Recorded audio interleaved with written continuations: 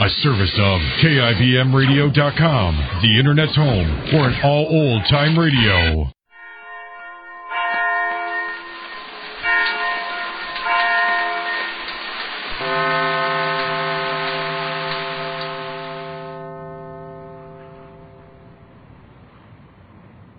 In just a moment, X-1. But first, some of the funniest situations you've ever witnessed occur every Wednesday night when the devilish imagination of MC Jack Bailey sets to work on NBC's Truth or Consequences. You won't believe it until you hear it, so listen in tomorrow. Then another laugh session is in store later on with the wise and witty Groucho Marx as he and contestants play You Bet Your Life. While for the melodic note in your Wednesday evening schedule, it's music and fun on Airtime with Giselle McKenzie. And now, stay tuned for X-1 on NBC. Countdown for blast off. X-5, 4, 3, 2, X-1, fire.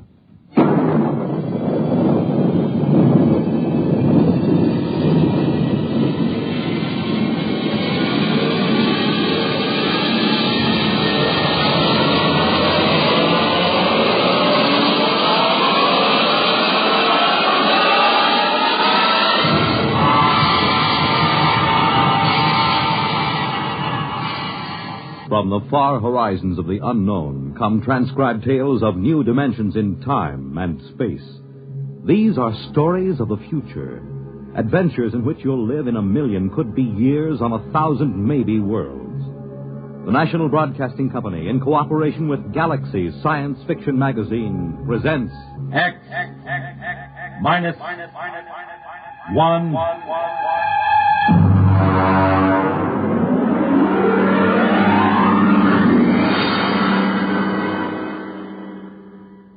Tonight, Hallucination Orbit by J.T. McIntosh.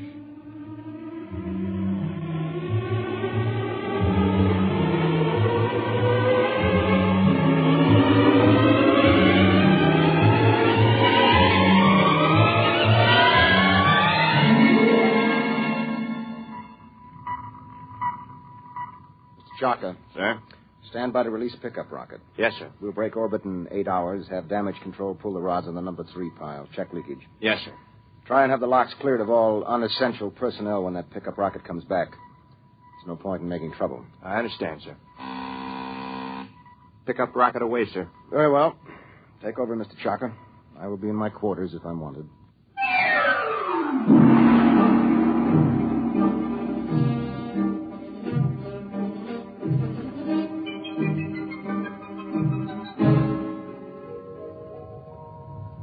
Well, now then, Mr. Danbury, make yourself comfortable. Why, thank you, Captain. You care for a drink? Scotch in that bulb, bourbon in the other. No, thank you. I can't get quite used to squirting liquor from a rubber bulb as if I were oiling a bearing. Well, you'd have a devil of a time pouring from a bottle in free fall. Well, how are you enjoying your trip? Very interesting. It's very nice of you to give me a lift. You know, it would have been 8 months before another ship came along. A whole lot more than that with the main Pluto beam station out. Probably 8 years. Really? That long? I thought the whole run to Pluto was under 18 months. Yes, it is when the beam is running. See, Mr. Danbury, we left Earth 27 days after the beam broadcast from Pluto station broke. We've been spaceborne close to 6 years. I suppose that's why you're on orbit around this planet, picking up supplies or something, eh? Oh. This is a standard pickup for the space beam service. We sent a rocket down to take off a man who's been the only inhabitant of this planet for a little over 2 years. Well, I expect he'll be glad to see you. Well, there's no telling. I know I would. After 2 years of duty, Mr. Danbury, you might not know anything. Oh, psychiatric troubles? Solitosis. It's from the Latin, solus, alone. Is that much of a problem? Only in space. Here, look.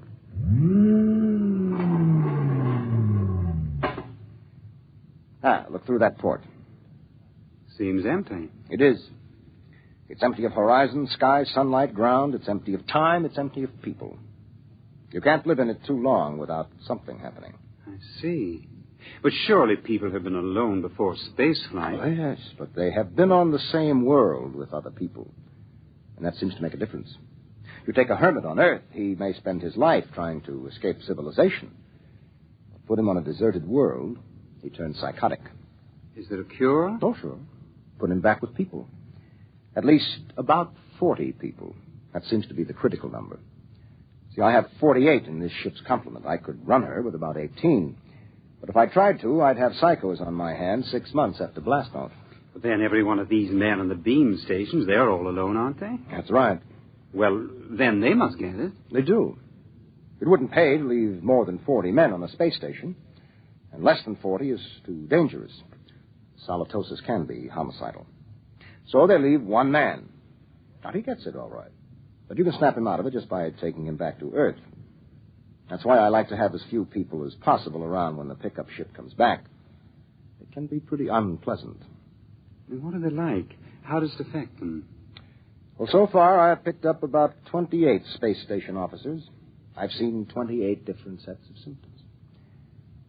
I wouldn't want the job of getting those guys out of their stations and into that pickup rocket. Captain here. Pickup rocket. Signaling, sir. All right, Mr. Chalker. Prepare to receive the pickup. Alert the psychiatric staff, and I'll be right there. Would you care to see them bring them in, Mr. Danbury? You're welcome if you have a strong stomach. I don't think so, thank you. All right. Mr. Chalker, as soon as the rocket is secured, make a trajectory for the next station. Yes, sir. That's Pluto Station 3. Carry on. Oh. Pluto Station 3. That will be a honey of a job. He has been on that lump of rock all by himself for close to 6.5 years.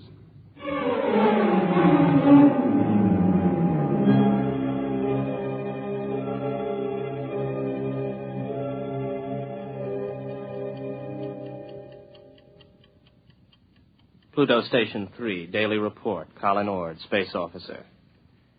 Everything is in fine shape. Through my port, I can see Mars, Earth, Saturn, Mercury. That little devil, he's hiding behind the sun.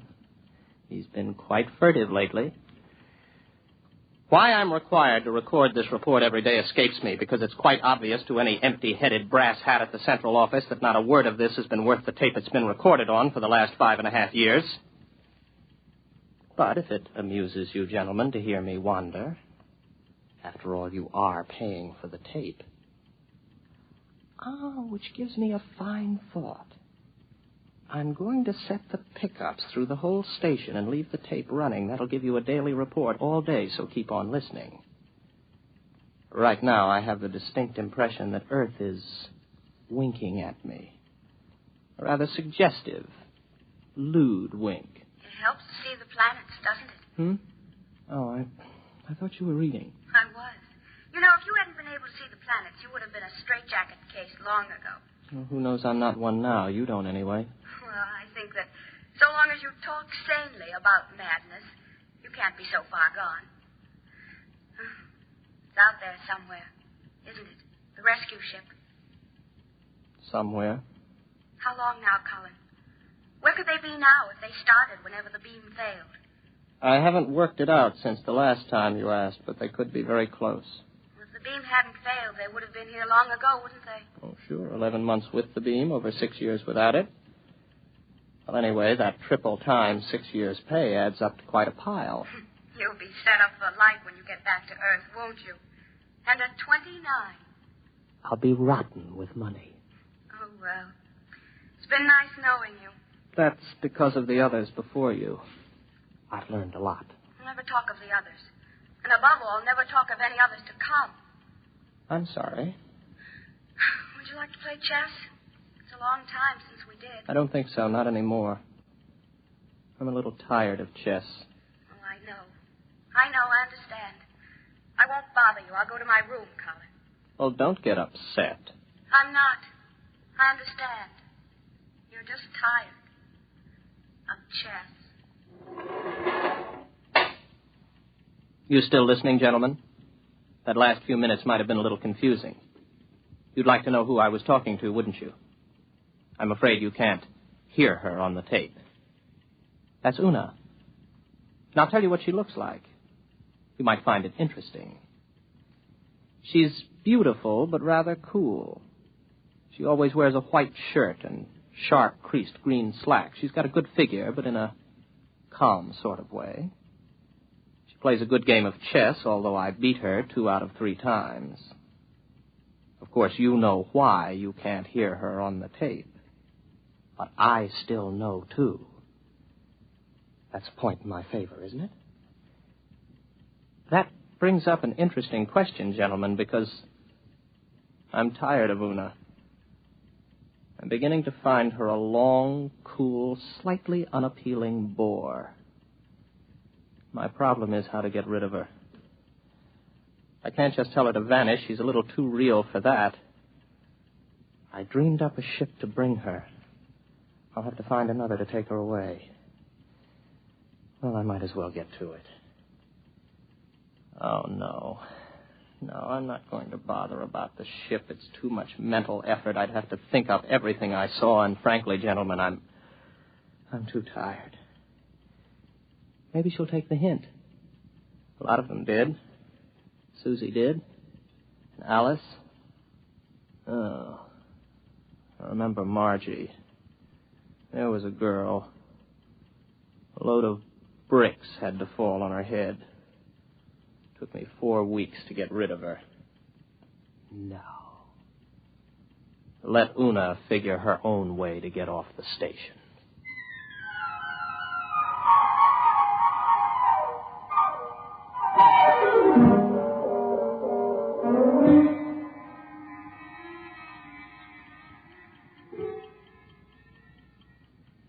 Well, she's gone.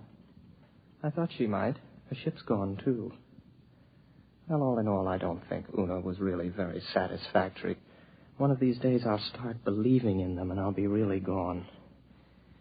Well, if I activate the main screens now, I'll see a ship coming in to land pretty soon.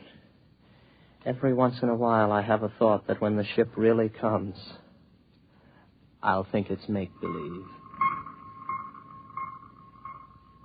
Yes, there it is. A small ship curving in for a landing. I suppose I could check on the detectors. I know they register anybody within 100,000 miles, but I don't bother checking them anymore because someday the moment will come when I check the detectors, and I'll see just what I want to see. Well, the ship's coming in for a landing now. I'll go out to meet it. I'm rather interested to find out what the explanation will be for the girl. Naturally, it will be a girl.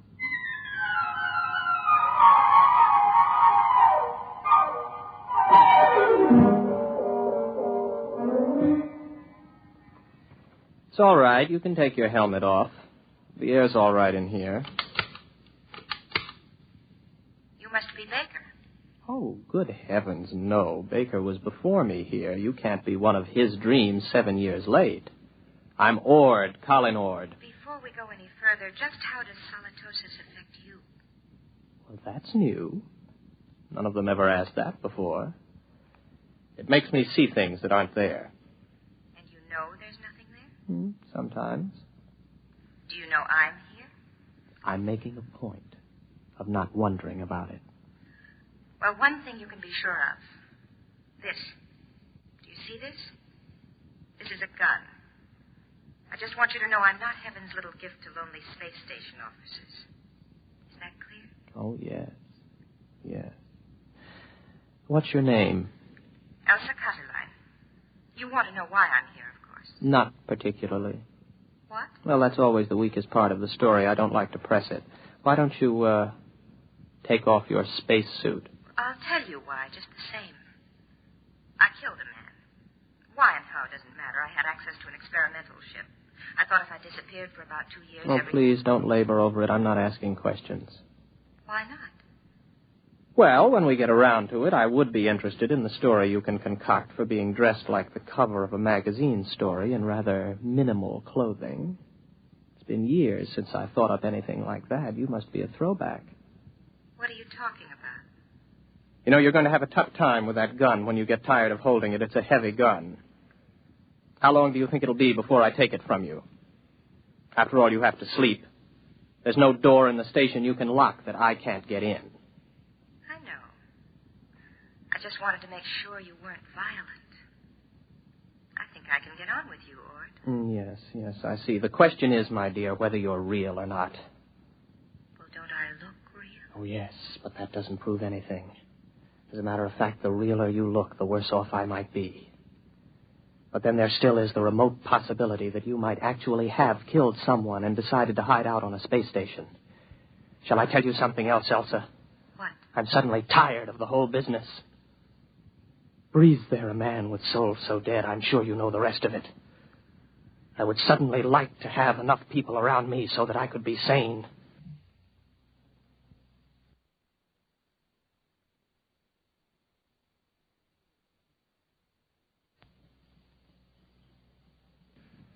I would like to find women as part of life instead of having them pop up here from the depths of my rather pornographic subconscious. But you've shaken me, Elsa. 24 hours ago, I was congratulating myself that solitosis hadn't really gotten me. But now I don't know. Just don't try anything funny, or you'll find out whether I'm real. The hard way. Any way is the hard way. First, I'll go out and have a look at your ship.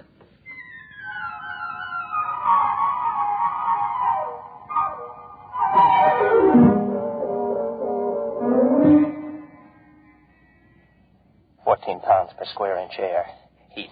Now, I take a gasoline lighter. There, the flame lights.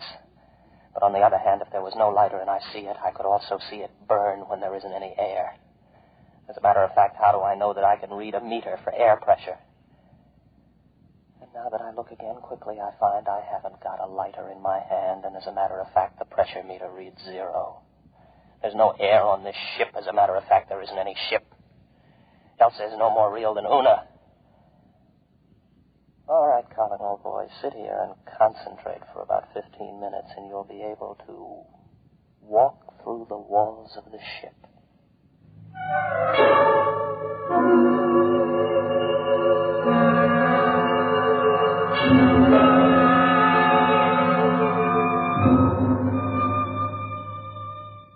Well, what did you find out there? You'd better leave. It was a mistake your coming here. I'm sorry. No, don't come any closer to me. Put down the gun. Keep back. I'm warning you. Keep back. You see, it's no use. Oh, you're a good shot. You got me right between the eyes, but I couldn't feel a thing. I can't let myself be shot now, can I? Give that to me. There. Now remember, if you shoot me, nothing happens. But if I shoot you, you die. Do you know that? Yes, I know that. I'll give you about 20 minutes to get that overstuffed figure back into that spacesuit and get off my planet. Frankly, I'm getting tired of hallucinations. Tired. Give me back my gun. No. I'll keep that. After a while, I'll put it in a drawer. It'll stay there until I forget it. Then there won't be any gun anymore. From now on, my overblown figment, there will be no more Elsas or Susies or Margies. I am not going to give in to solitosis. Maybe I'll bring Una back. At least she could play chess.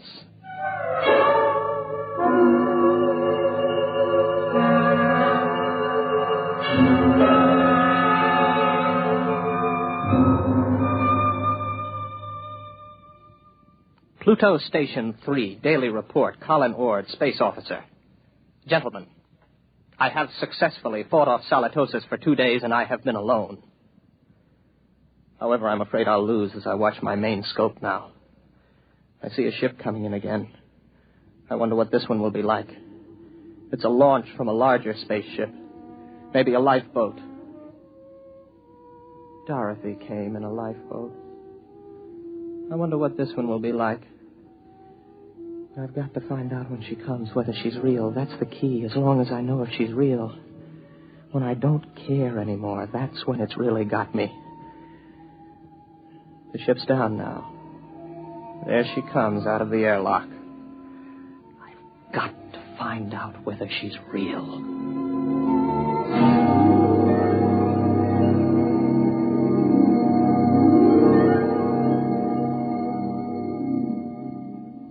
Colin Ord. That's right. I'm Dr. Lynn of Four Star Lines. Marilyn Lynn. Oh, very pretty. Are you going to tell me your story now, or do I have to wait? I'm not going to tell you anything till I've found out a little more about you. Well, you're an improvement on the last one. At least you're young and beautiful, and you're not fantastic, and you look intelligent. What do you mean?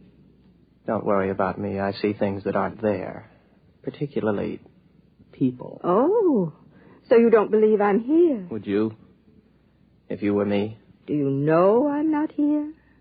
No, that comes with time. At least it always has so far. You mean you've always proved to yourself that your visitors were mere fantasy? With a struggle. Interesting. Controlled solitosis. I never heard of it before. It's a pleasure to meet you, Mr. Ord. No, that doesn't make you real.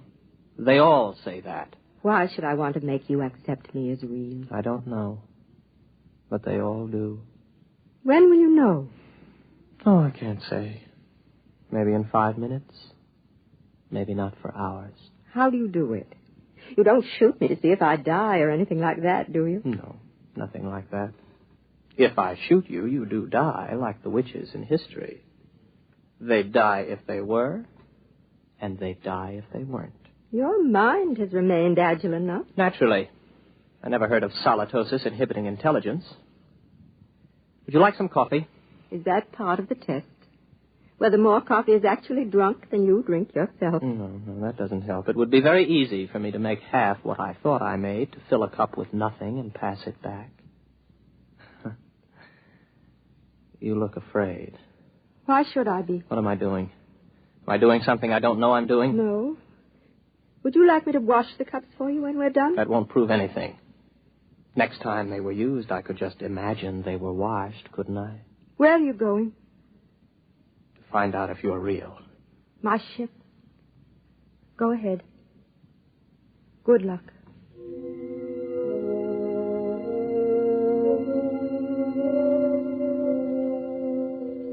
What's she afraid about?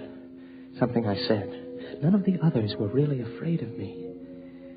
I can't tell yet. Nothing's happened. The meters all read 15 pounds to the square inch air pressure, but that's no good. I can't tell if I'm reading them at all. Oh.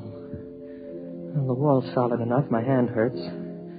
That doesn't prove anything. Supposing I open my faceplate. If there's no ship and no air... All right, my faceplate's open. I'm breathing air.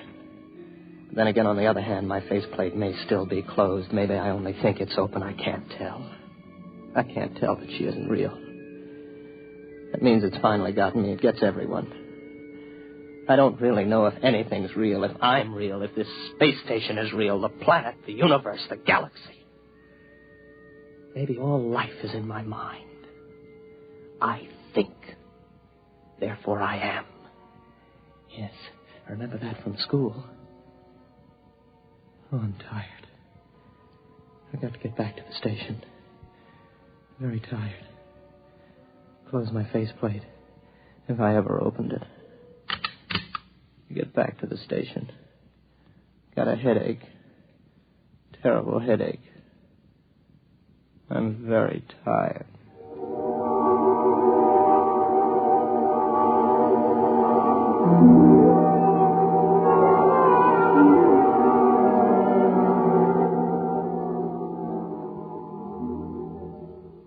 Are you all right now? Here, drink this. What happened? You came in the station lock and passed out. How long have I been out? About 24 hours. You're a very sick man, Mr. Ord. Reality. Very important thing, isn't it?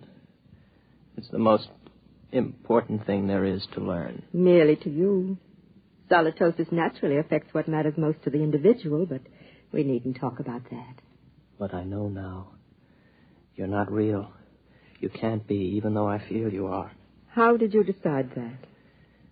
I couldn't prove you weren't, not on your ship. I'm too far gone to figure out any test that'll work. But if you are real, Then how did you avoid Solitosis? The only way there is. There are 48 men and women in the relief ship that's in orbit around your planet right now. I came down in the pickup rocket. We have well above the critical number of people. I keep rational by knowing they're up there in the orbit, and as soon as I'm ready, I'll take you back up there. Well, I suppose I can wait. I don't really care if you're real or not anymore. I know. It'll take a long while before you care. You sound sad. What's the matter? It's the way you look at me. What do you mean? What do you see when you look at me? Well, you're strong. Sort of quietly beautiful. About my age.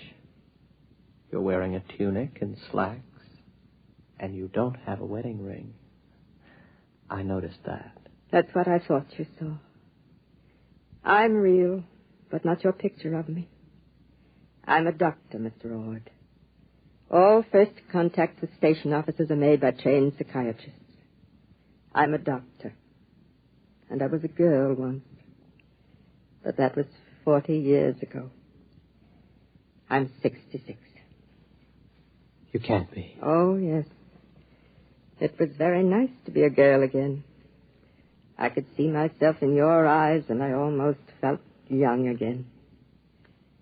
As I grow old in the next few weeks, Mr. Ord, you'll be recovering. The Gregory boat is nearly 50 miles from the Magic Island. It is after 9 o'clock at night, with the warm, sluggish darkness of the subtropics hanging over the water, as the big diesel-motored cruiser plows steadily northward toward the regular steamer lanes and California. The escape from the island was entirely successful, but the Gregory boat is short of fuel, and those on board have no guarantee as to their margin of safety before the Euclidean scientists on the island repair the damage done by Jerry and Joan and set out after the boat. Mrs. Gregory and her daughter Joan are in the radio cabin, listening constantly for a message from Johnson, who is speeding through the South Pacific somewhere ahead of them. Captain Bradford and Jerry are standing in the pilot house on the boat, watching carefully for any sign of light on their course. How much farther can we go on the oil we got, Tex? Not very far, kid. I'd say 5 miles to most. Gee. Are you sure about that code message of Johnson's? Couldn't miss it, Jerry. Johnson said he'd leave a trail of oil drums with lighted buoys on his course. He wasn't further than this when he dropped the first one according to his message. Then we ought to see it pretty soon, if it hasn't been carried away off the course. No, not much danger of that. There's no wind, and I've been setting our course to compensate for what little drift there is. Just the same, I'm getting kind of worried. We couldn't do any more than hold her on a course with the little breeze we got. I know it, Jerry, but we'll just have to hang on and see what happens. Then if we do run out and haven't picked up the drum, we'll simply have to radio Johnson and ask him to turn that boat around and come after us. But his boat's on a scheduled run, and they've lost a lot of time over us already. Yeah, true, but they'll come back if they have to. Of course, it's better for us if they don't, because Johnson is getting nearer a regular steamer lane all the time. And if he can catch a fast mail boat to Los Angeles, I can get in there and get busy on my formula. But if we get fuel enough, we can make better time on this boat than anything on the ocean. Why wouldn't it be better for them to wait for us and load us with fuel than let us tear on into Los Angeles? Well, you see, Jerry, I didn't want to alarm Pat and Joan with this, but Johnson's playing smart in more ways than one. He's got a mighty good idea of the sort of thing we've been up against. And he's afraid we'll still get caught and dragged back to that island. And if that happens, he wants to be free to go on into Los Angeles, get that formula compounded, come back to do a real job of wiping out that island. Oh, gee. Do you think there's any real danger of us getting caught before we get far enough away from the Magic Island? Yes, Jerry, I do. We saw enough things there to warn us that almost anything is possible where G47 and his men are concerned. Yeah, I guess that's right, all right. Maybe even Johnson hasn't got as much chance of getting away as he thinks he has. Why not? Well, we had the Euclideans thinking Johnson was on board this boat. But in the last hour, we've been sending messages to him. And G47 will know where Johnson is. No, not exactly, he won't. You notice that Johnson refuses to even tell us what his position is. Though the instruments on the island would register his exact course from the island, I don't think they could even guess how far he may be along that course. They don't know the power of the set he's using. Oh, golly, Tex, this is the most mixed-up thing I ever heard of. Captain. Yes, Skipper, what is it? Light. Gee, Tex, a light. Let's go see what it's all about. Where away, Skipper? Starboard. Off the beam? Aye. Hey, I don't see anything out there. Wait a minute now, wait. I do. Yes, that's it. Signal the engine room for half speed. Throw that wheel hard over. That's a lighted buoy on an oil drum we've got to pick up. Hey, Tex, where you going? Into the cabin. Come on, kid. We'll do a little figuring.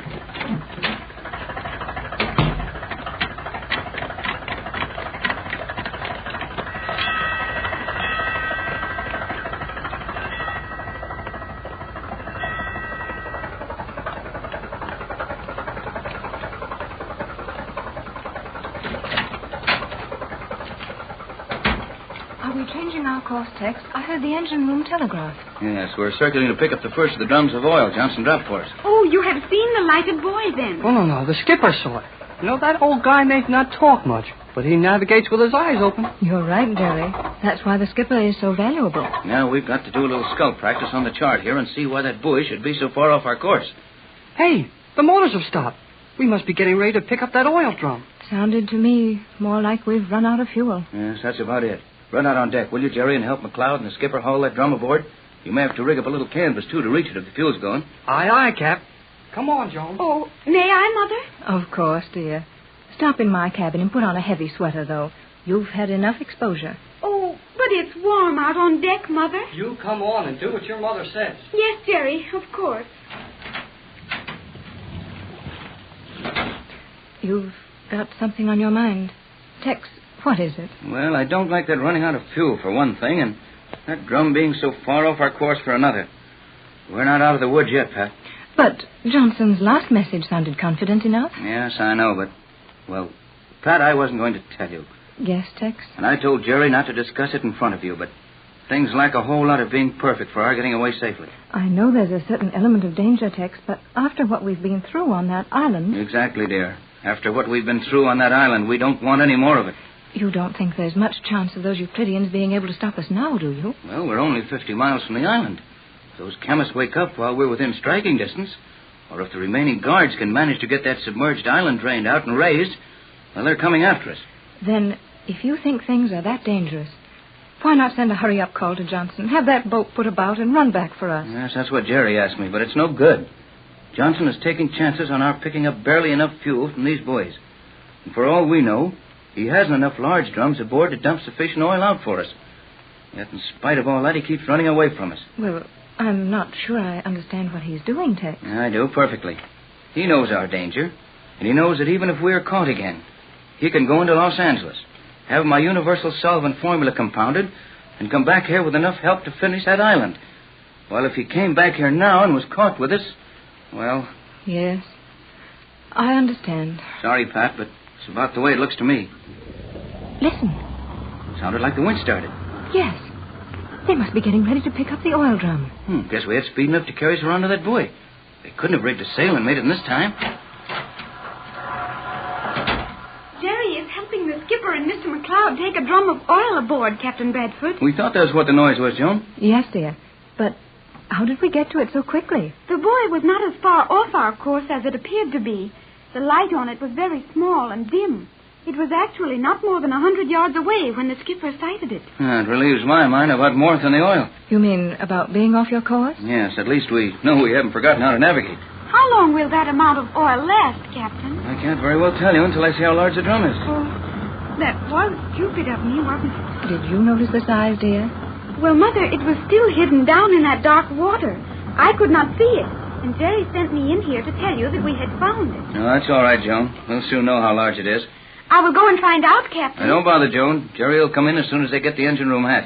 As soon as they get it down there. I don't hear the winch. It must be over the hatch. It won't take long. It's going below now. It's landed, and none too gently from the sound. Well, it must have been a large drum. I sure hope so. How rapidly does this boat use up the fuel oil, Captain? I'm not sure without checking with Mac, but I know one barrel won't take us very far. Well, we got the barrel of oil in the hole, all right. Mac and the skipper are going to put it into the tank as fast as they can. How big was it, Jerry? Well, Mac said it looked like 55 gallons to him. Oh, that won't take us very far, will it, Tex? No, not very, but Johnson knows how this boat burns it, and I told him we'd be running wide open. So he should drop those things overboard for us pretty often. Do you think it will take us long to start the boat again, Captain? Why, getting nervous, Joan? Yes, I am. We are so near that awful Euclidia. And they have so many powerful things with which to reach us. Oh, but most of those guys are asleep. And the ones that aren't are busy trying to raise that island after you and I flooded the lower levels. You can't be sure how long that gas from your formula will keep them asleep, will you, Tex? No, that would depend on the quantity of it they mixed up. The size of the room, how soon they were given fresh air. Oh, a lot of things. But it should last for several more hours. And then there is the possibility of raising the island and using the submarines to chase us. Or even the airplanes. None of the aviation engineers were in the gas-filled chamber. They would all be free to set out after us the moment the surface of the island cleared the water. Oh, you can all think of the nicest things. Now, why not quit hanging crepe and agree that we're away from the island? That's something. And we've got some more fuel. That's something else. It's not going to help things to sit around here with long faces and feel sorry for ourselves. You're right, Jerry. But after all, Joan knows all about the island. And 50 miles or 100 miles doesn't guarantee us much safety. Well, let's quit worrying about it for the time anyway. Any minute now, the motors will start. We'll have their Huskarora anyway to help us out. Yes, Skipper? Captain. Come in, Skipper. Got the oil in the tanks yet? No. Why not? Trouble? Aye. Serious? Bad. Right with you, Skipper. Shove off. You three stay here till I get back. Yes, Tex, we will. Gee, I wonder what's up now. Well, probably they can't get the oil drum open. I've seen that happen time and time before. But surely there is some way. Well, if there is, Tex will find it. I know those things can be dangerous, though. In what way can they be dangerous, Jerry? Well, there's no telling how much gas there is in one, especially if the oil doesn't fill it tight. And if you're not careful with wrenches and hammers, sometimes a spark will blow one up. I think Tex has handled several of them. We haven't much to worry about, though our time is awfully precious right now. It's funny we don't hear them working on it. I'm going to... Oh, no, Jerry. Stay here. You know the captain said for us to stay here in the cabin. But golly whiskers. I think you should stay, Jerry. For some reason, Tex wanted you to, and his reasons are usually very good ones. Oh, okay, Mrs. Bradford, I'm sorry. But, well, I don't like to just sit here and do nothing. I'm getting the jitters. I, too, have the jitters, Jerry. Oh, what was it, Tex? Couldn't they get the oil drum open? Captain Bradford, your face, it looks like a thundercloud. Tex.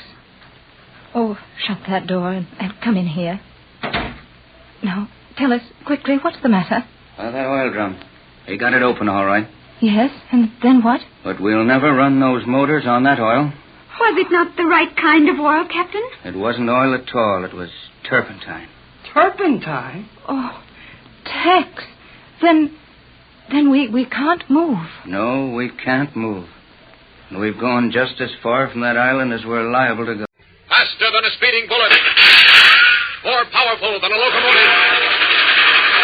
Able to leap tall buildings at a single bound. Look, up in the sky. It's a bird. It's a plane. It's Superman. Kellogg's Pep. P-E-P, Pep. Kellogg's Pep, the Sunshine Cereal, presents The Adventures of Superman.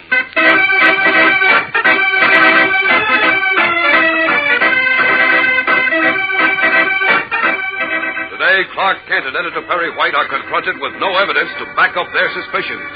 The subway wreck had been completely cleaned up, smooth as a whistle.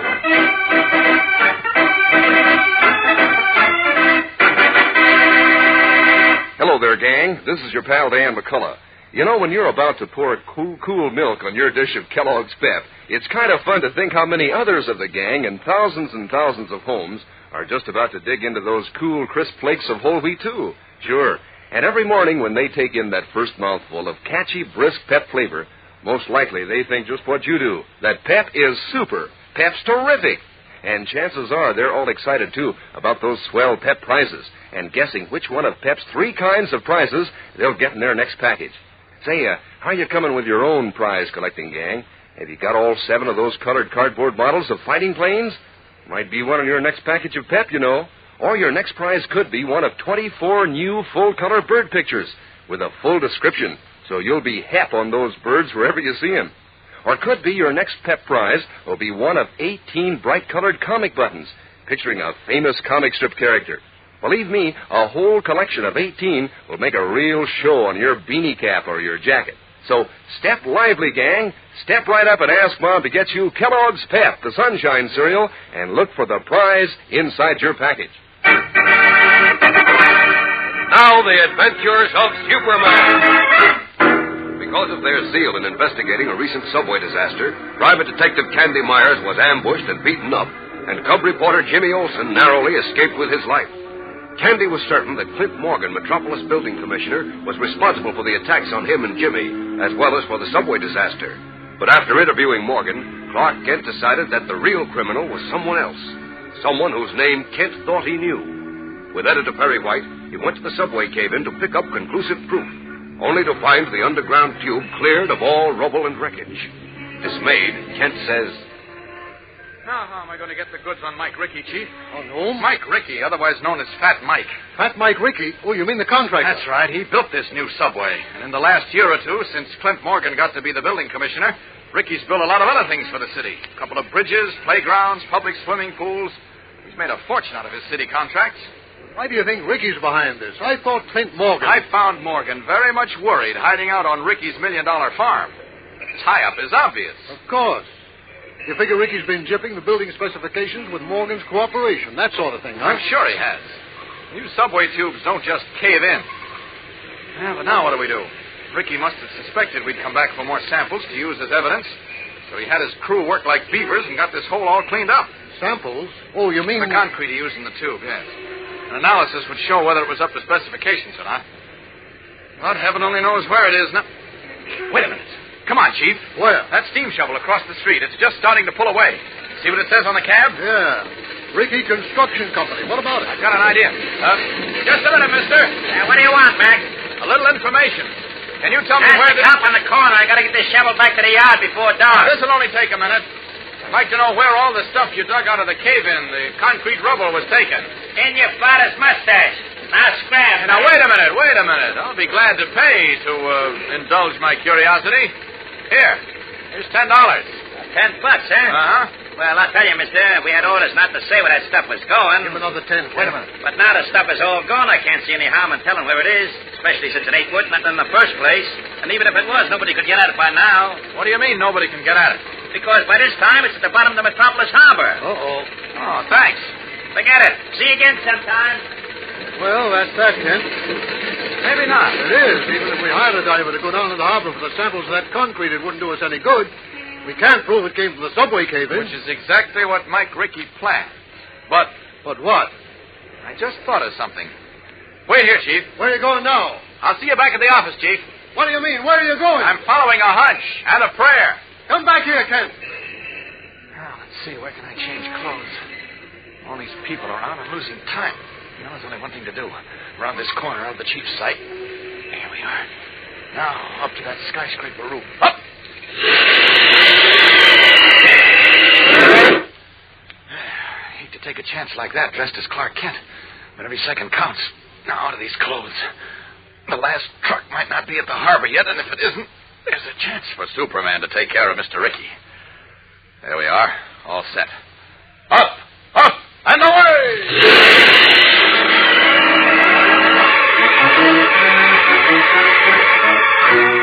Leaping up from the skyscraper roof, Superman streaks away toward Metropolis Harbor, red cape streaming in the wind. He flashes across the great city, comes within view of the harbor, which is dotted with shipping, and looks down anxiously. For a moment, he sees nothing. Then a large dump truck backed out on a pier above the harbor catches his eye. That truck on the pier. It's lettered Rickey Construction Company, and it's getting ready to empty into the harbor. Down to it. Down! Just a minute, friend. What the... Holy smokes. Superman. Right. This rubble in the truck, it's from the subway cave-in, isn't it? Yeah. Jeepers, imagine me talking to Superman. Look, do me a favor, will you? Give me your autograph. Well, I'll be glad to. If you'll give me yours. Mine? You kid. What do you want my autograph for? I want it under a few words testifying that these pieces of broken concrete I'm borrowing from your truck came from the subway cave-in. I don't get it. It's important. What do you say? You got a deal. Wait, I got a pencil and some timesheets right here. Good. Me getting Superman's autograph with lights show.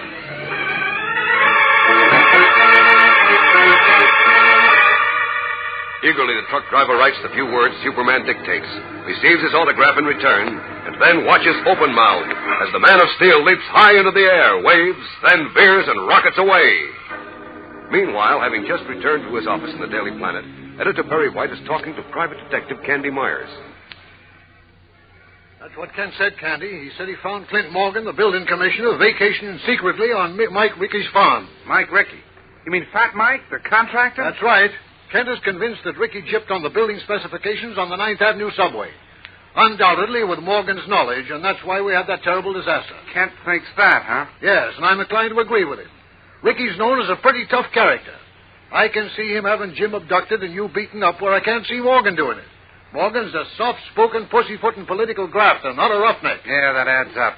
Mike knew if we got the goods on him, he not only would lose his juicy city contracts, but wind up in the pen besides.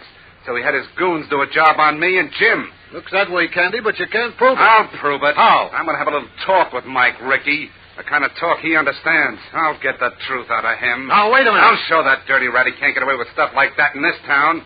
See you later, Mr. White. Wait, Candy. He's a bad actor. So am I when I get riled. And I'm plenty riled now.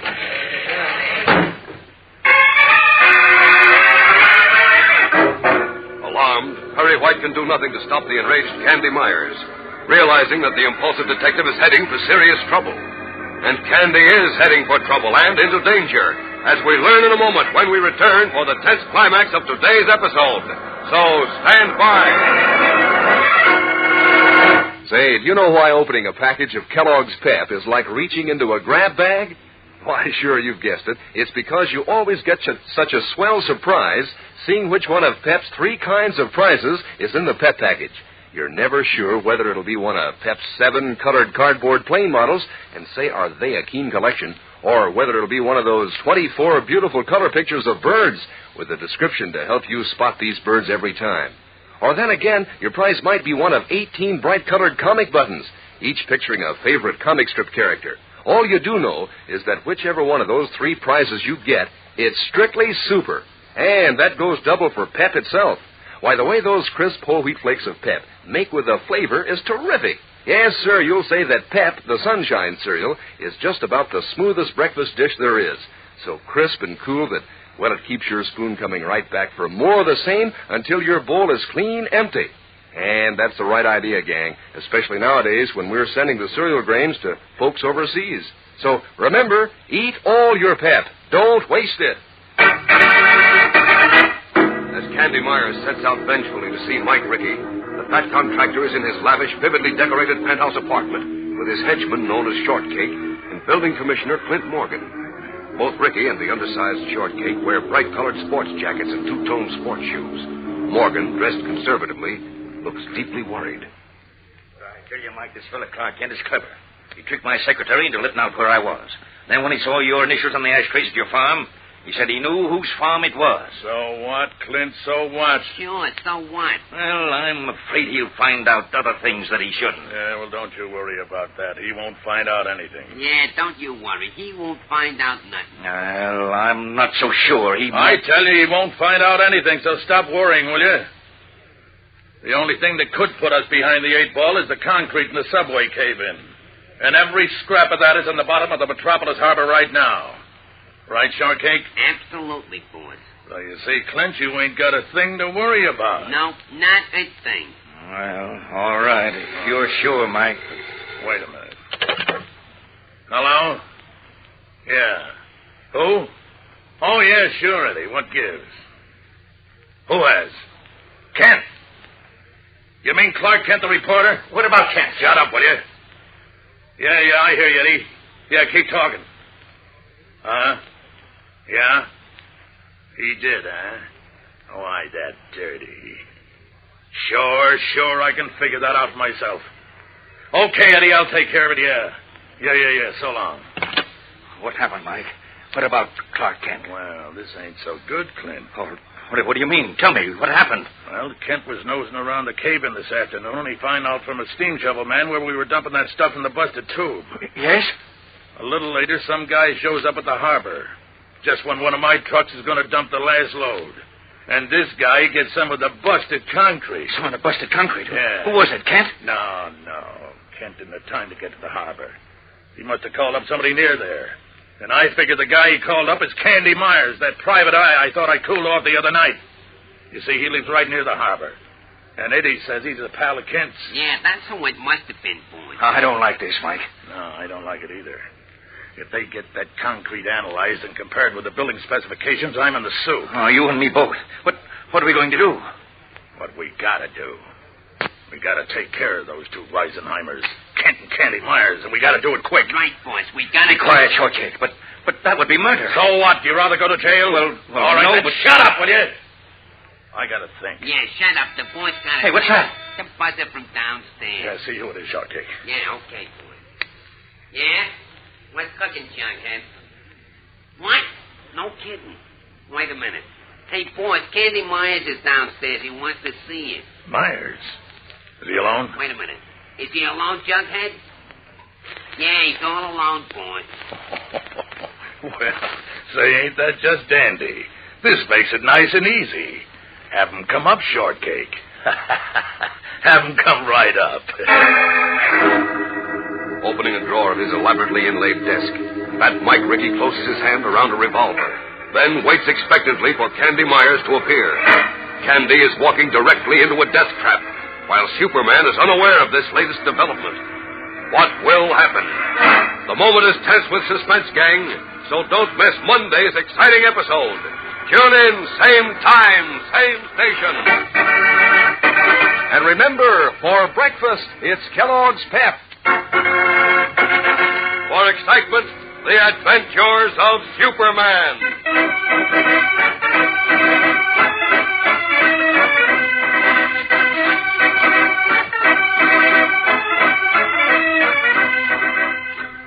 Superman is a copyrighted feature appearing in Superman DC comic magazines and is brought to you Monday through Friday at the same time by Kellogg's Pep, the Sunshine Cereal.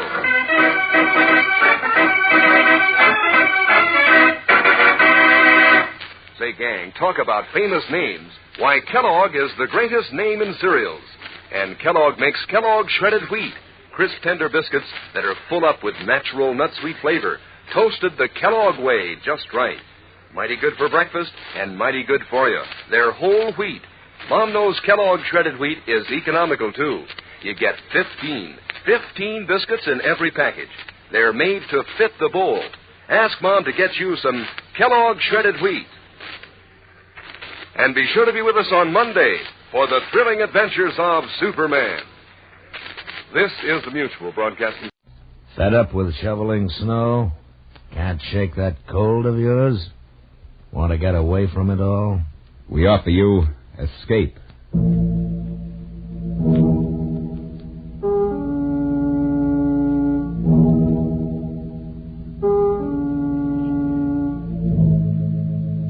You were alone in a remote village on the Welsh border, surrounded by silent townspeople who were watching and waiting for you to decide to lose your soul.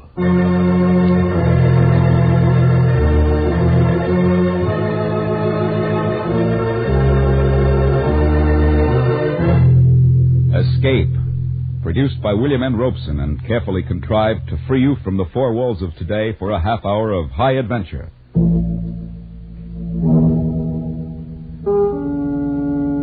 Today we escape to a remote section of Wales and a strange village between two worlds, as Algernon Blackwood described it in his eerie story, Ancient Sorceries.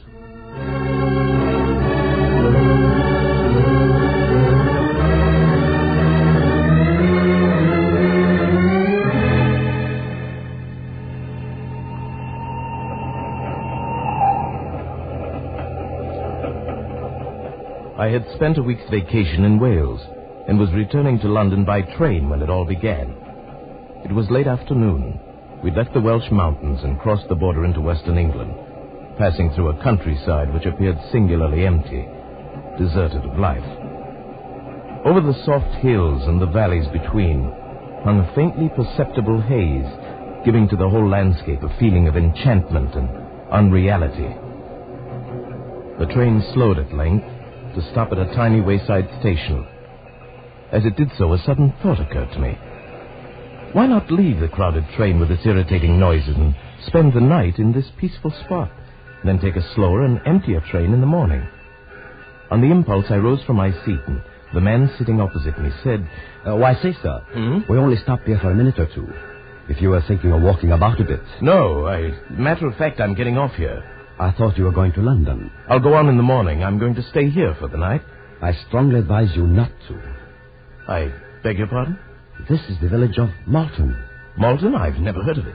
Few people have, outside. But if you place any value on your soul, you'll not spend the night here. What are you talking about? Why not? Because of the sleep. And because of the cats. That's all I can tell you. You're insane. I'll take my bag now, if you don't mind. You're making a terrible mistake. You may not even get the chance to regret it. Don't leave this train. I know what I'm talking about. Oh, what utter nonsense. Don't, I tell you. Goodbye.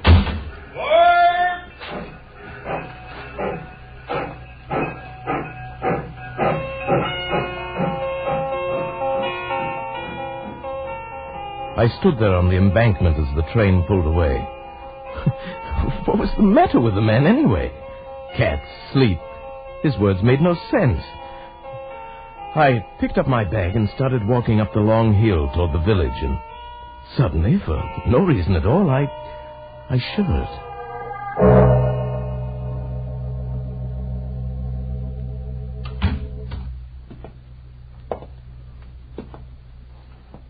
Hello? Hello, is anyone here? Yes? Oh, I didn't see you at first. Is there something I can do for you, sir? Why, yes, I saw your sign outside the Inn of the Golden Bough. I should like to get a room. You're planning to stay here?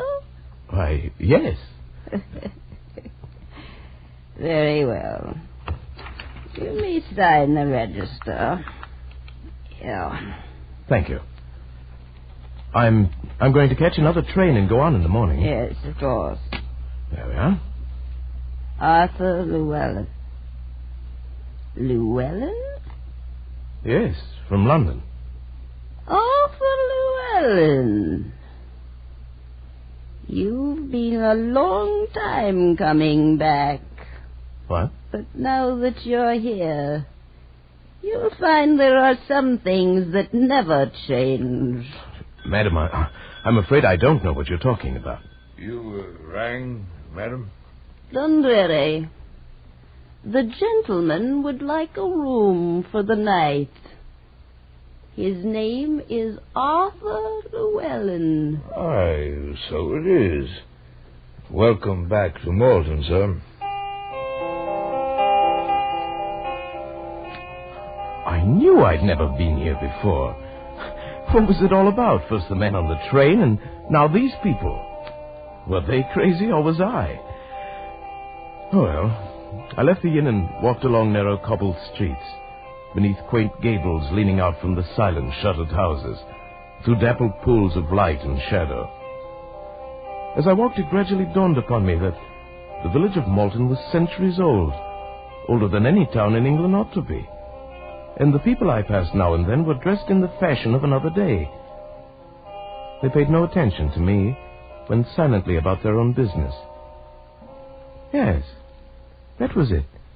That's what I'd been noticing. Silently.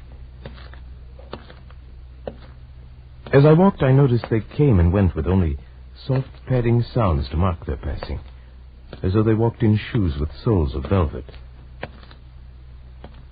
When I stopped, there was no sound. The silence was unbroken. I hurried through the streets and came at last to the far side of the village, to a place where the hill broke away sharply from a low, flat wall of stone, perhaps a rampart once. I sat down upon it, and the dreamy tranquility of the place stole over me. Presently, I don't know how much later, I became aware of the sound of weird music rising out of the vale below me. I looked down from the rampart. The sunken plain at the bottom melted away into a sea of gathering shadow, blurred into a swirl of thickening mist.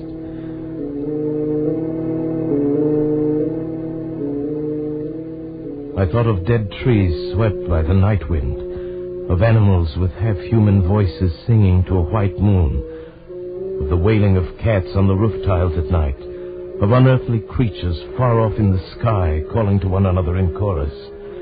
I felt my heart beat faster and faster, felt the vague stirrings of some urge inside of me trying to answer the awful call of that music. I fought against the feeling, fought against myself. And even as I did, I found I was staring down into that valley, peering desperately into the darkness, trying to see I don't know what. And then suddenly,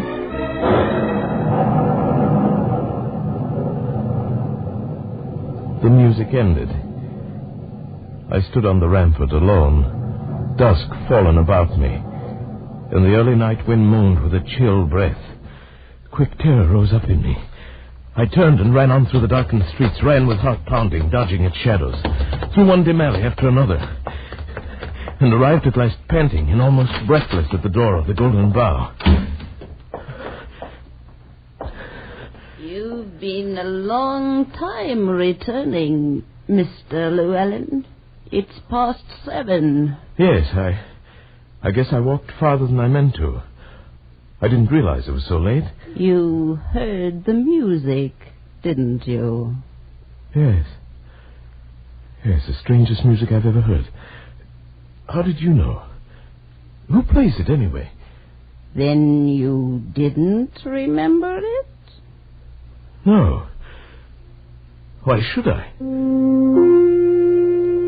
The thing was becoming irritating. This quiet insistence that I was someone else. I went into my lonely dinner and ate as quickly as possible. Then, taking the candle Dundreary gave me, I crossed the lobby, climbed the stairs behind the desk, and walked past silent doors down the long, empty hall that led to my room at the end. I was halfway to my door when suddenly the flame of my candle went out. I stood stock still in the pitch blackness, fumbling for a match. And at that moment I knew that someone or something was there with me in the darkness. I held my breath and listened. There was no sound, no movement. I reached out and found the wall and moved along and feeling my way in the inky blackness. It was then I touched it. Near my face, another soft, warm yielding. And alive. Who is it? It is I, Ilse. Who? Ilse. Don't you remember me, Arthur? No. But wouldn't you like to remember me? Don't you want to see me again? To look at me? Now? I don't know. But not tonight, Arthur. Perhaps tomorrow. Tomorrow.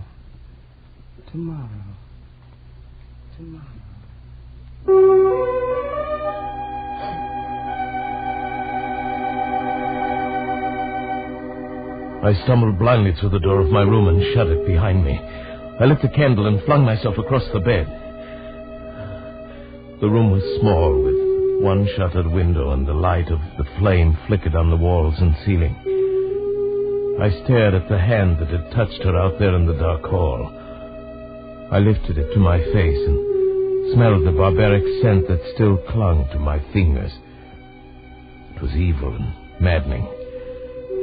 The candle sputtered and burned, and the melted minutes dripped away. Who was I? Who were these people? Who was Ilse? I fell asleep finally, and dreamed of soft moving creatures and the silence of life in a dim, muffled world devoid of all feeling but ecstasy. And I dreamed, too, of cats.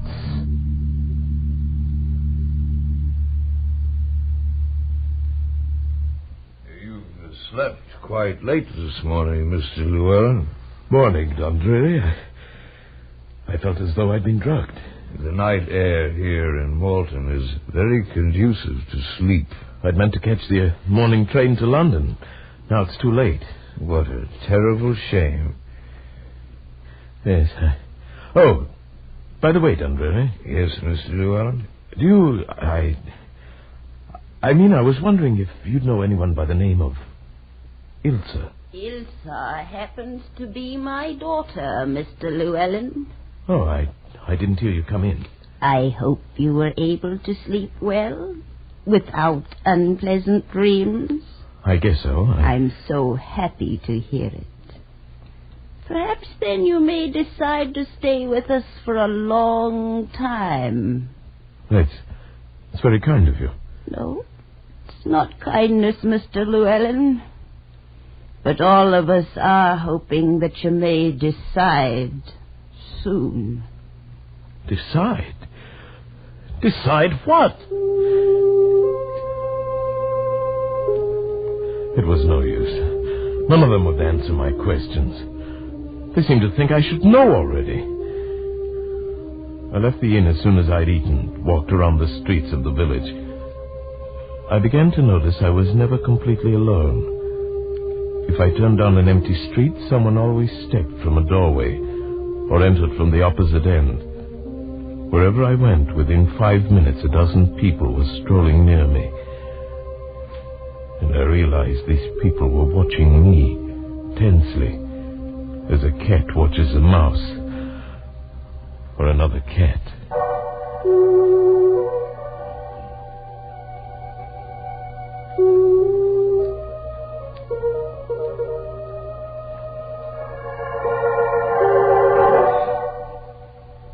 Quite fortunate you came back early, Mr. Llewellyn. Your dinner this evening is a rather special one. Special? What do you mean by that? You are to have a guest. Oh, who? An old friend. She's coming now. The girl who came toward us across the room was lithe and slim. She moved with the sinuous grace of a young panther. It was lovely, exotic, and terrifyingly beautiful. May I present Mr. Arthur Llewellyn, Miss Ilsa? He's been with us for 2 days. Yes, I know. My mother told me. May I sit down, Mr. Llewellyn? Oh, yes, please do. Here, permit me. Thank you. You may serve us, Dundreary. Thank you, Miss Ilsa. Then, you're Ilsa? Yes. Don't you remember me, Arthur? From last night. It was you last night, wasn't it? Yes, and other nights. Can't you remember all the other nights? No. Then we shall have to try that much harder. It's been such a very long time. Please, Ilsa. What is it all of you talk about? I don't understand any of it. You will, Arthur. Unless you leave, of course. Weren't you planning to take a train to London in the morning? Yes. No. No, I've changed my mind. I'm glad you did. We'll try to make you happy here, my mother and I. And then perhaps you'll stay a long, long time. No. I must leave for sure in a day or two. Suppose we wait and see. And meanwhile, if there's anything you want, all you have to do is ask me. All right. Why don't you tell me about... Yes, Arthur? About what? No. No, I don't want to know. I don't want you to tell me.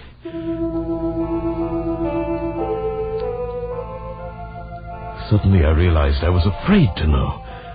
I was afraid. I should leave now, but I couldn't leave. It was Ilsa. She attracted, repelled, fascinated, and horrified me, all in single flashes of blasting emotion. I felt the presence of a great, great curtain ready to roll back at any moment and leave me on the brink of an awful adventure. And I knew the village held its breath, watched and waited. And then on the evening of the 5th day, the whole ghastly secret exploded into hideous life.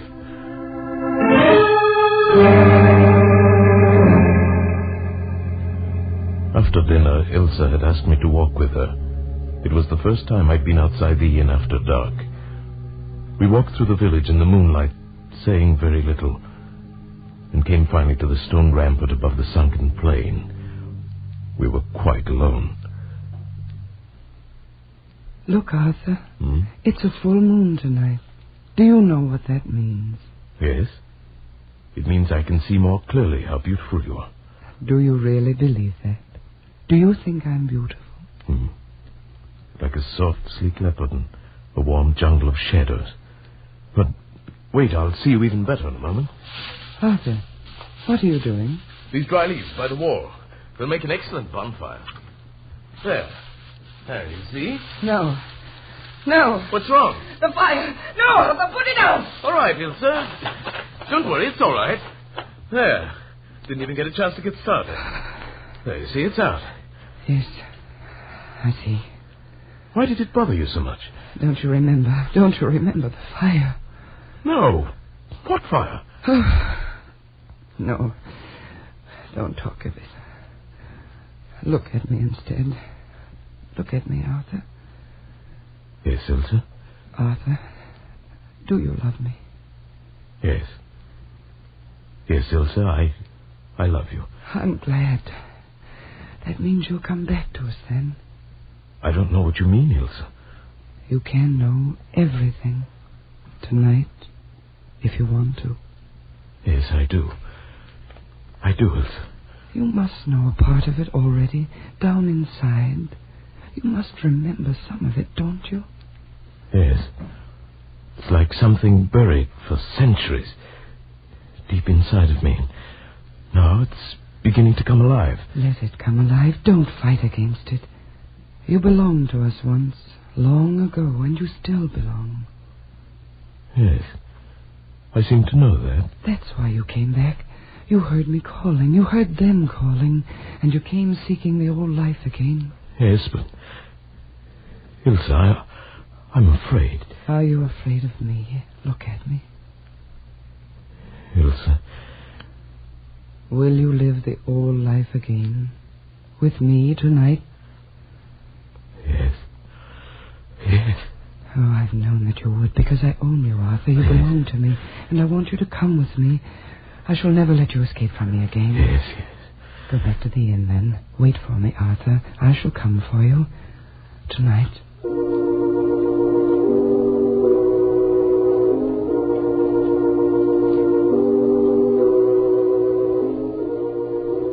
Back at the inn, I paced the floor of my room, the tense, uncontrollable excitement driving me along in a nervous frenzy. The dry crypt of the memory had broken open, and all the things I'd hidden away for centuries poured into my consciousness. I knew now why I'd come here. I knew what I was going to do. And I knew that I was lost. I sensed the rising stir of movement throughout the inn, and outside in the courtyard below my window. I knew what to expect when I threw open the window.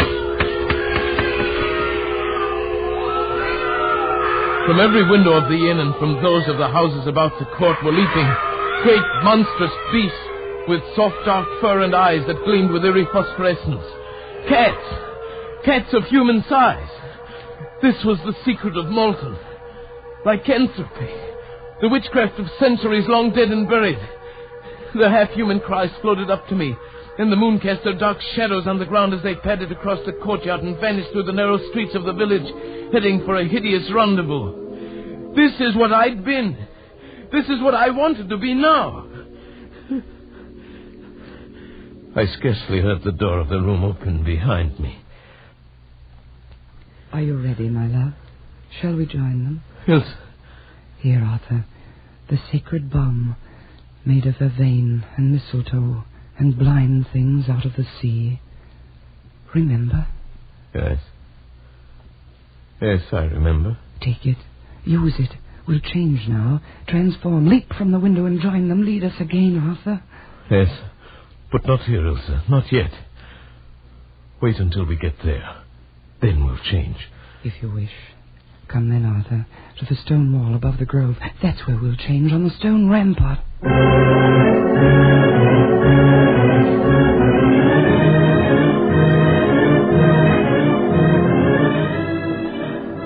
In the grove on the sunken plain beneath the wall, Insane shadows writhed in the moonlight and postured in the luminous mist. 1,000 of the devil's own were dancing in an unearthly music born from the harmony of the black sacrifice, crying out in delirious abandon, calling to the thing that now lived inside of me and struggled screaming in my skull, trying to answer them back. I fought against them, fought against Ilsa, pleading and clinging with her soft arms about my neck. Now, Arthur, come with me now if you love me. I love you, but I can't do it. I can't do it, not again, Ilsa. Yes, my love, only an instant to change, and then we'll live forever. Is it living without a soul? Does it matter when I'm here? Oh. No, once before I escaped. But I could never escape again. This time there'd be no turning back. Am I not worth it? Look at me, my love. I clung to the very edge of sanity, thought that I'd not be lost and damned forever. And at that very moment I knew what I could do. Wait. What are you doing? I found a match in my pocket, struck it, dropped it into the dry leaves that lay banked along the whole length of the stone wall. No, Arthur, don't. I can't come to you through the fire. You're driving me away. Yes, go into the valley, Ilsa. Goodbye, Ilsa. Goodbye. You fool. You fool.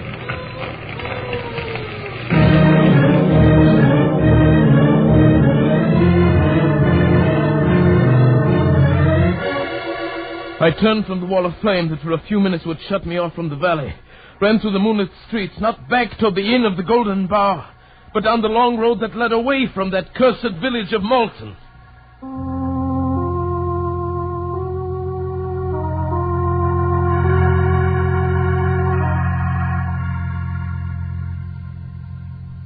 Well, Mr. Llewellyn, I find this one of the most interesting cases of hallucination I've encountered since I began the practice of psychiatry. I tell you, it really happened, Doctor. And having investigated your story a bit during the past week, I'm in a position now to answer most of the questions that have been worrying you since you came back to London. What do you mean, investigated? I went up to Hereford and looked over some of the old records there. And then I motored over to Malton for a couple of hours. Well, then you know it's all true. You saw it. You know I was there. Oh, there's no question but what you were there, Mr. Llewellyn. The lady who runs the inn showed me your name in the register. Said you'd left quite suddenly without taking your luggage or paying your bill. She was really quite put out. I see. Well, what about the records, Doctor, the ones you spoke of? I think they really explain the whole thing, Mr. Llewellyn. It seems that during the 14th century, the village of Malton became a kind of headquarters in that part of the country for the practice of witchcraft. Yes. Go on. Numerous trials were held there in the late 1300s, and a great many men and women were convicted of sorcery and burned to death. Yes. In the records of a trial in 1372, I found the name of an Arthur Llewellyn and of Ilsa and her mother.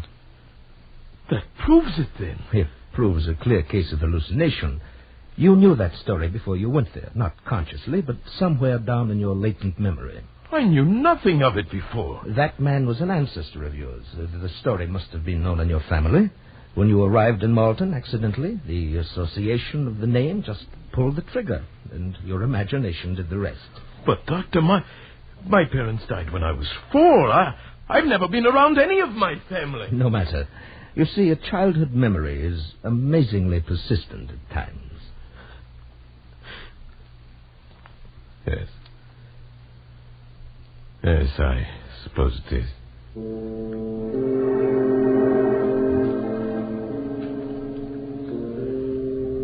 I knew then what I had to do. The only thing I could do. There'd be no use in talking further with the doctor. He'd find some phrase of science to cover everything. He'd even try to explain away the mark I still carried across my shoulder, where Ilsa had thrown her arm about me in those last mad minutes on the rampart. A mark that was covered with a soft gray fur, like the fur of a cat.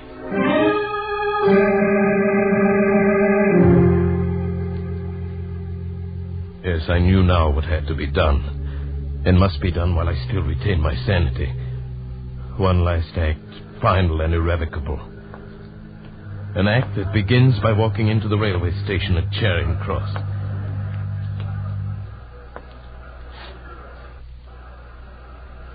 Good evening, sir. May I help you? Yes. I'd like a ticket to Malton. Malton? I don't believe I have. It's a village on the Swansea line near the border of Wales. Oh, yes. Yes, here it is. I don't believe I've ever sold a ticket to Malton before. I don't doubt it. Let's see now. 4 and 6. Single fare. First class. Did you wish a return or one way? What did you say? Oh, I'm sorry. Make it one way.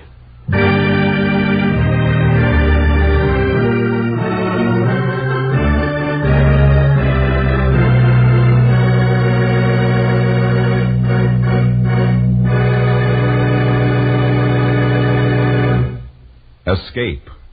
Produced by William N. Robeson and directed by Norman MacDonald, today brought you Ancient Sorceries by Algernon Blackwood, adapted for radio by Les Crutchfield, with Paul Frees as Arthur Llewellyn, Kay Brinker as Ilsa, Anne Morrison as Madam, and William Conrad as the Doctor.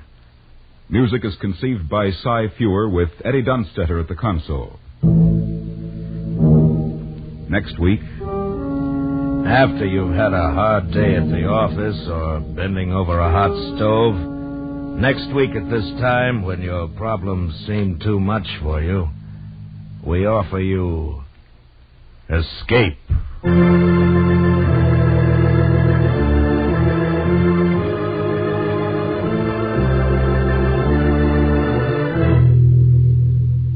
Next week, we bring you another exciting story of high adventure. Goodbye, then, until this same time next week, when once again we offer you Escape.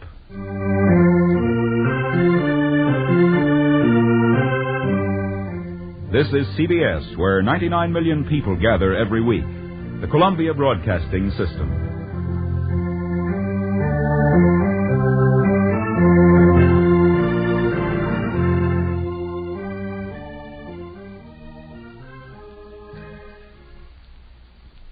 Stand by for Space Cadet in 30 seconds.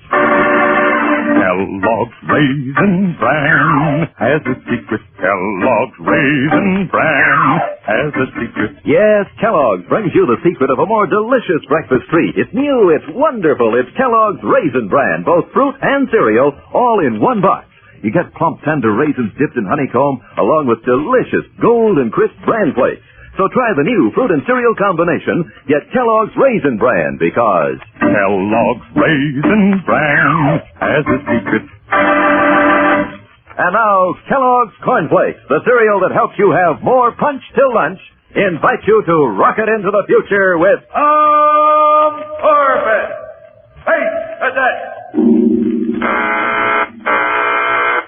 Stand by to raise ships. Blast off -5. 4, 3, 2, 1, 0. As roaring rockets blast off to distant planets and far-flung stars, we take you to the age of the conquest of space with Corbet, Space Cadet.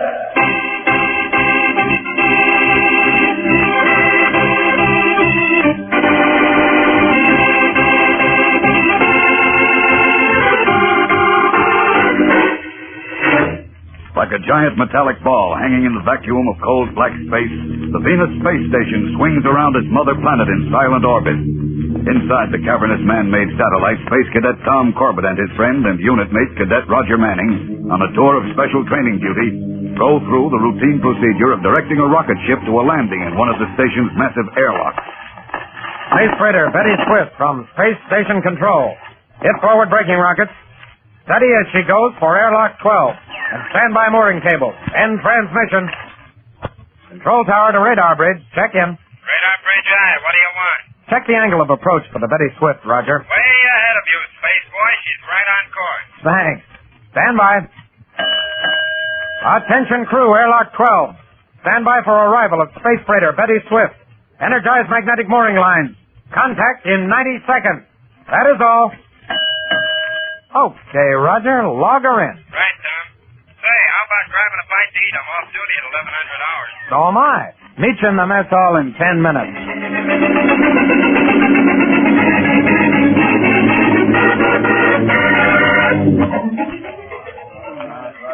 So then I told her I was coming back in 3 days. She could take it or leave it. And she took it. She'll be waiting at the gate when we get back to the academy. Honestly, Roger, don't you ever get tired of talking about girls? Oh, no, Tom. Space owls and spaceships. That's for me. Well, changing that frequency setting on the radar just to talk to a girl almost got you thrown out of the academy. Yeah, it was close, but you gotta admit it was a good idea. If it hadn't been for Captain Strong making Loring confess to sabotaging that space freighter, you'd be headed back to Earth with Captain Strong facing a charge of murder, the way Loring is now.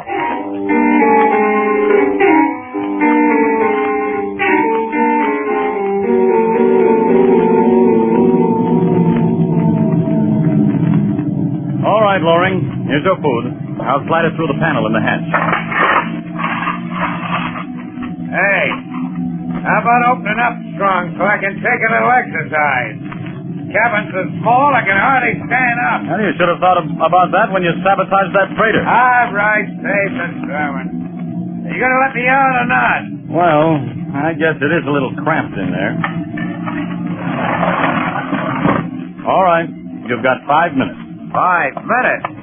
Don't do me any favors. And be careful, Loring. Go on. You can put away that parallel rage, Strong, unless you're afraid of me. Just keep walking. You guys in the Solar Guard, give me a page. Nothing but a bunch of self-righteous clowns playing soldier. What do you get out of it? Glory? A man like you wouldn't appreciate what it means to live honorably and fight injustice. I suppose the Solar Guard taking away my franchise for space freighting wasn't an injustice, huh? Well, you forced them to, Loring. What do you mean? You made unscheduled flights in obsolete ships. You had 7 accidents. Nothing wrong with those ships. With the pilot, Rod. Just like you to accuse someone who can't defend himself. Now, with Rod dead, you'll have a hard time convicting me. It was his idea to sabotage the ship. You forget we have your testimony on record. Yeah, but... Keep walking, Loring.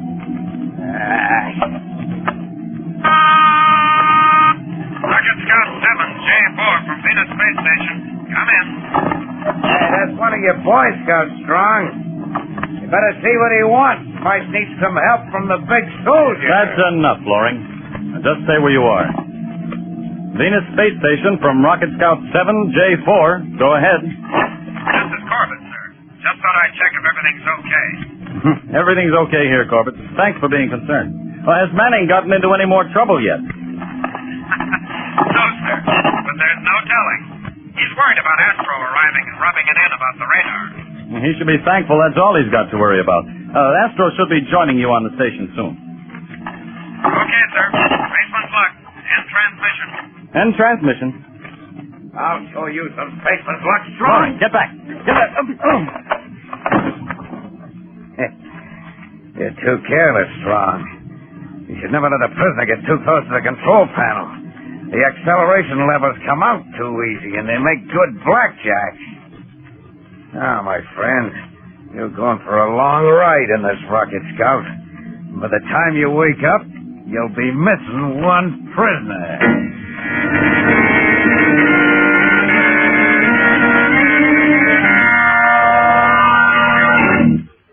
Say, when things start happening to the Space Cadets, they happen fast. That's why a Space Cadet makes sure he's ready for action right from the time he rolls out of his bunk in the morning. First thing, he heads for the mess hall and helps himself to a good, nourishing breakfast built around Kellogg's cornflakes. A Space Cadet knows Kellogg's cornflakes are quick energy food that they help him soak up for a quick blast-off. As Astro would say, if you want to be a real space ace, you want to stay right in shape. And that means getting the right kind of food. Now, take breakfast, for instance.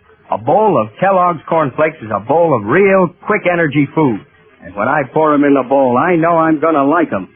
Take it from me. If you want to keep in shape, have yourself a good, nourishing breakfast every morning and build it around Kellogg's cornflakes. Right, Astro. And fellows and girls, you'll be helping yourself to more punch till lunch. More punch till lunch. So start enjoying Kellogg's cornflakes, the favorite ready-to-eat cereal of the whole universe. And now, there's a big announcement coming later in the show about a special offer from Kellogg's Cornflakes. So call Mom to the radio because she'll want to hear all about it. It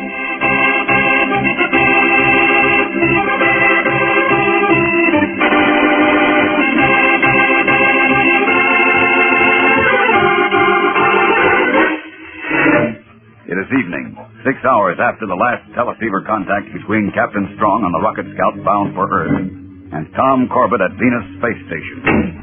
Now, unaware that Loring has escaped, leaving Captain Strong unconscious on the rocket scout, Tom and Roger Manning, wearing their spacesuits and helmets, saunter idly around the outer deck of the station, relaxing between watches. Boy, that last watch was a long one, Roger. I thought it would never end. Say it again, Space Boy. I've looked into that radar screen so long I've got sleep before my eyes. All I want to do now is log sack time and plenty of it. Good idea. All right, open the airlock. Go ahead, Space Boy. I'll equalize pressure and oxygen. Okay. I'm glad to get this helmet off. I hate these fish bowls. You'd be a little uncomfortable without one. Out there in space? Yeah, just a little. Go on, open the inner airlock. Attention all hands, emergency alert. Hey, what's going on? Quiet, Roger. Let's get this. Captain Strong has just reported the escape of the Solar Guard prisoner, James Loring. Tom, you hear that? Amp your tubes, will you? All Solar Guard units in space and all space stations are advised to be on the alert. It is believed he will try to reach Venus in a jet boat stolen from the rocket scout. All radar scanners are to be manned by double watch. Any unscheduled or unauthorized space flights will be reported to Solar Guard headquarters on Venus immediately. That is all. That's enough. Come on, Roger. You're a radar technician. Let's get up to your station and start scanning. Okay, Tom. If we don't find that creep Loring, Captain Strong's going to get it in the neck.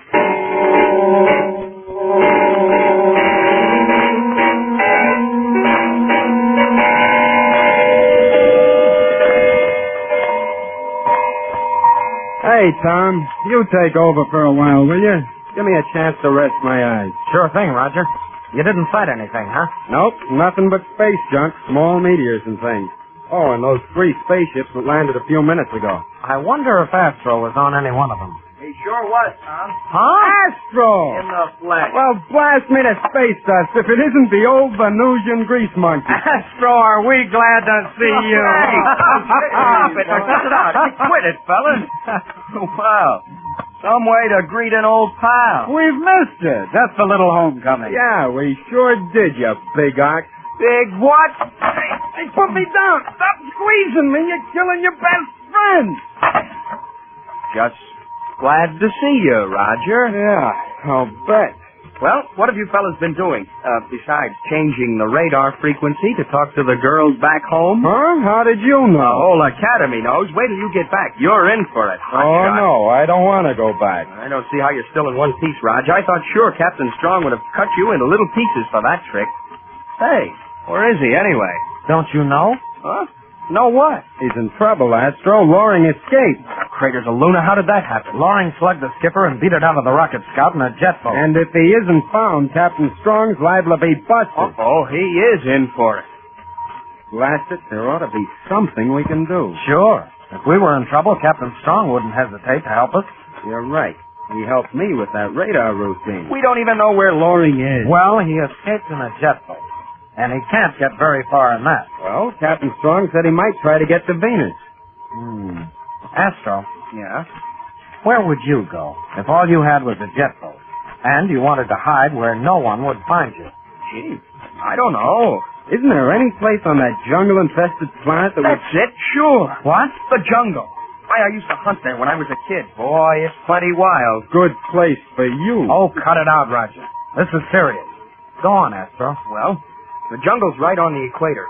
Stretches for thousands of miles all around the planet. I used to hitch rides on jets hauling freight and supplies down to the mining camps. And I went out into the jungle to hunt dinosaurs. Dinosaurs? Are you kidding? They went out of style on Earth millions of years ago. Maybe on Earth, but there are plenty of them on Venus. Dinosaurs, giant lizards, pterodactyls, everything. Nice, friendly place. Could a man hide there? And how? Besides the jungle itself, there are plenty of old, worked-out mines. If Loring went there, you'll never find him unless he wants you to. And Loring isn't coming out unless he's forced. Well, we're not doing any good sitting here and gassing. Let's go. No, Roger. We've got into enough trouble around here. Astro and I will take a jet boat, and if we're lucky, we can be back here before anyone misses us. How about it, Astro? Fine by me. Hey, you're not leaving me out of this. You're staying, Roger. If I have to tie your legs with your arms and stuff your hands and feet in your mouth. Why, you overgrown hooker. What? Okay, I'll stay. You don't have to get tough about it. Oh, that takes care of Space Boy, Tom. So let's go. Right. We'll find Loring if we have to turn Venus inside out. Make sure he doesn't find you first. If he does, it'll be a relief not seeing your ugly puss again. Let's blast, Tom. Right behind you, Astro. Hey, fellas. Yeah, what now, Roger? Nothing. Just spaceman's luck.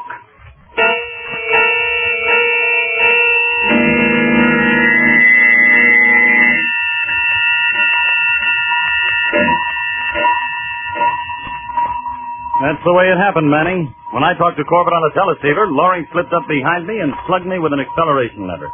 When I came to, well, he'd escaped. He was taking a chance going out in a jet boat, Captain Strong. What did he have to lose?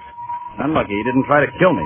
Will there be an investigation of his escape, sir? Investigation? Well, sir, Loring was in your custody, and... It won't look very nice on my service record, but Commander Arkwright is giving me every chance to redeem myself. He made me leader of the search squadron. You have a whole squadron searching for Loring? Why, the entire Solar Guard is searching for him. He's a criminal, Manning, and dangerous. I'm in command of 7 rocket destroyers sweeping space between Mars and Earth. Jumping Jupiter. And Tom and Astro just went after him in a jet boat. They what? Yes, sir, when we found out what's on you, so Astro and Tom blasted off in a jet boat to go looking for him in the Venusian jungle. Those little idiots. They only wanted to help you, Captain Strong. Oh, yes, of course. I appreciate what they're trying to do and why they're doing it.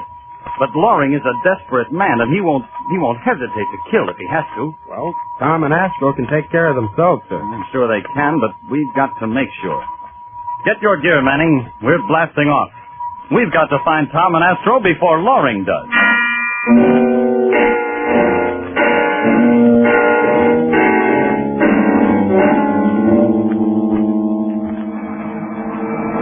Well, we've been searching for nearly 2 hours, Astro, and no sign of him. Our fuel's about gone.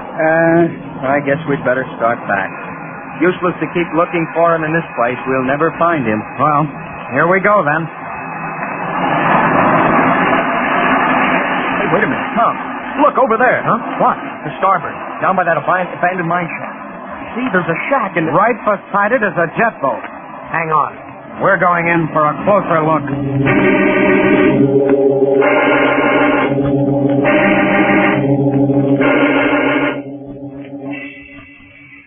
This is Loring's jet boat, all right, Astro.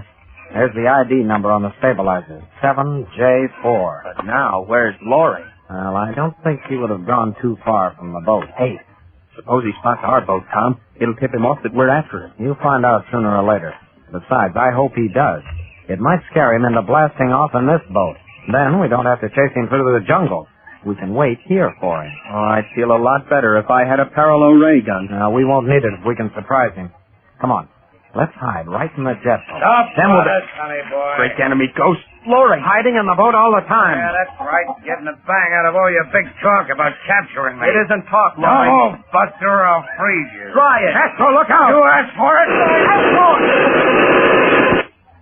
Makes a real pretty statue, don't he?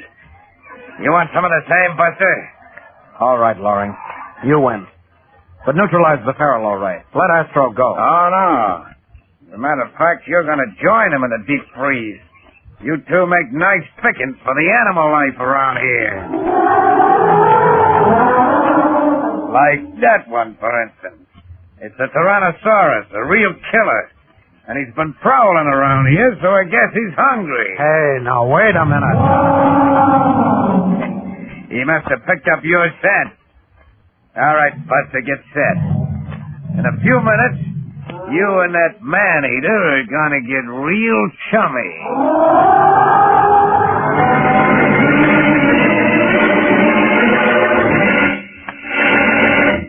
Looks like a big, exciting adventure is coming up for the Space Cadets. And here's a big, exciting announcement for Moms. Did you call her to the radio? Swell. Mother, have you sent for your baking set? The wonderful 10-piece baking set Kellogg's is offering? It's an amazing bargain, too good to pass up.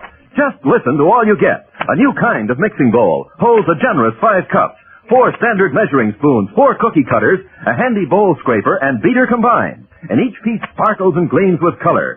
Cheery reds, sunny yellows, brilliant greens. There's such cheerful, gay colors to have around your kitchen. And wait till you see the bowl, made of a new kind of plastic that's absolutely unbreakable. You can even wash it in hottest water.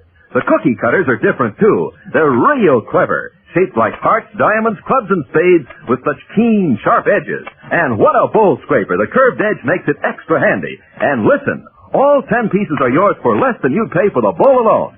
Just send 50 cents and the top from any 2 boxes of Kellogg's Corn Flakes to Kellogg's, Box 926, Toronto, Ontario. That's 2 Kellogg's Corn Flakes box tops and 50 cents. Send to Kellogg's, Box 926, Toronto. But hurry, send for yours today.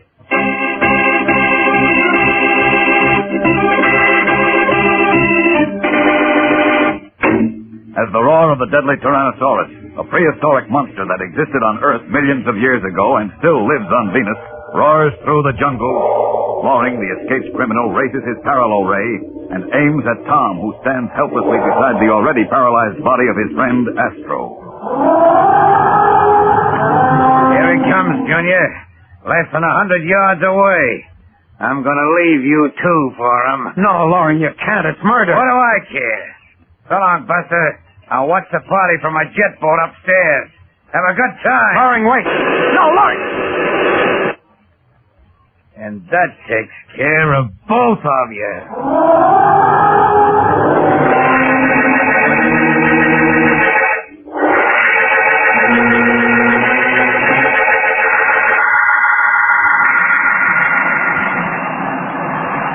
It's no use, Captain Strong. We've searched every inch of the jungle for 1,000 miles around. We've got to go back to Venusport and refuel. Well, I'm afraid you're right, Manning. Although I hate to think of Tom and Astro alone down there with night coming on. Yeah, with all those monsters you were telling me about.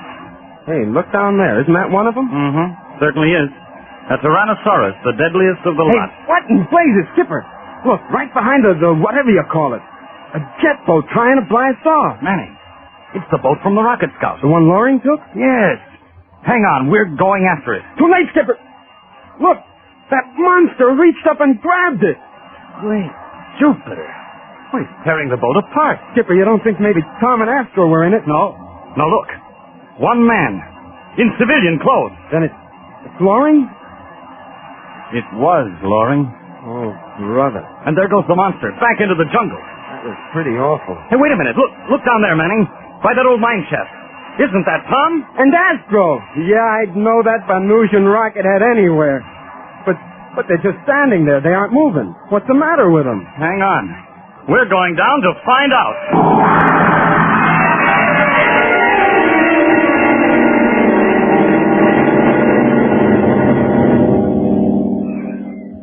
Skipper, you don't know how awful it felt. Seeing your jet boat and not being able to wave or anything. This was the first time I was ever hit with a parallel ray, and I don't ever want to go through it again. It didn't do you any harm, Astro. You're good as new. I don't know, Roger. I still can't believe Tom and I were at the main course on that monster's menu. Well, what happened here anyway, boys? Oh, we walked ourselves right into a trap, Captain Strong. And Loring froze us and left us with that Tyrannosaurus. But how come it got him? He made a mistake.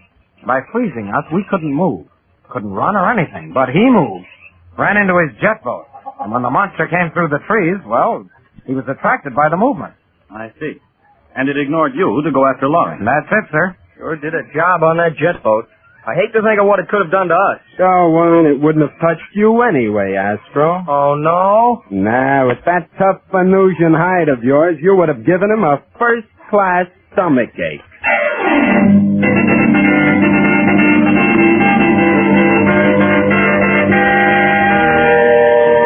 Don't miss the next action-packed adventure with Tom, Corbett, and the Space Cadets on Tuesday, when the boys are given weekend liberty and Tom is shanghaied aboard the Deep Spacer. Tune in, same time, same station, for the next thrilling interplanetary adventure with Tom Corbett, Space Cadet. Brought to you by Kellogg's Corn Flakes, the cereal that helps you have more punch till lunch.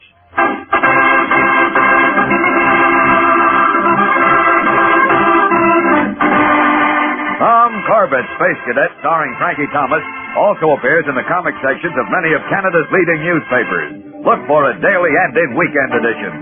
Featured in the cast are Al Markham as Astro, Jan Merlin as Roger Manning, and Edward Bryce as Captain Strong. Today's program was directed by Drex Hines. Jackson Beck speaking.